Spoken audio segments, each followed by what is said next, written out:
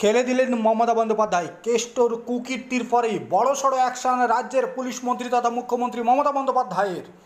Phone চলাকালীন অনুব্রত মণ্ডল এক police কর্তা এবং তার মা এবং স্ত্রীকে নিয়ে অশ্রাব্য ভাষায় গালিগালাজ করছিলেন।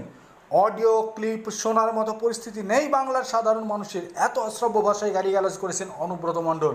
আর এই নিয়ে অনুব্রত মণ্ডলের বিরুদ্ধে নবান্নের নির্দেশে বীরভূমের বোলপুরের আইসি বীরভূমের এসপি সরাসরি অনুব্রত মণ্ডলের বিরুদ্ধে চারটি ধারায় মামলা করলেন। পুলিশ মন্ত্রী মুখ্যমন্ত্রীর নির্দেশ পাওয়ার পরেই অনুব্রত মণ্ডলের বিরুদ্ধে চারটি ধারায় মামলা করা হলো। সেই সঙ্গে অনুব্রত মণ্ডলকে মাত্র 4 ঘন্টার আলটিমেটাম দিল তৃণমূল কংগ্রেস। এই মুহূর্তে সবথেকে বড় খবর, অনুব্রত মণ্ডল কাণ্ডে সবথেকে বড় খবর, অনুব্রত মণ্ডল তিনি এক পুলিশের আইসিকে অশ্রাব্য ভাষায় গালিগালাজ করছিলেন, যে ভাইরাল অডিও ক্লিপ ইতিমধ্যেই গোটা বাংলা তথা দেশের লোক শুনেছে। ভাইরাল অডিও ক্লিপ, যে অডিও ক্লিপ শোনার মতো পরিস্থিতি নেই।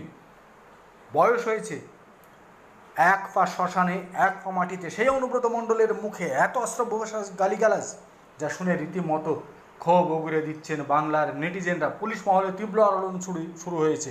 আর এই পরিস্থিতিতে এবার অনুব্রত মণ্ডলের বিরুদ্ধে বড় পদক্ষেপ করল নবান্ন।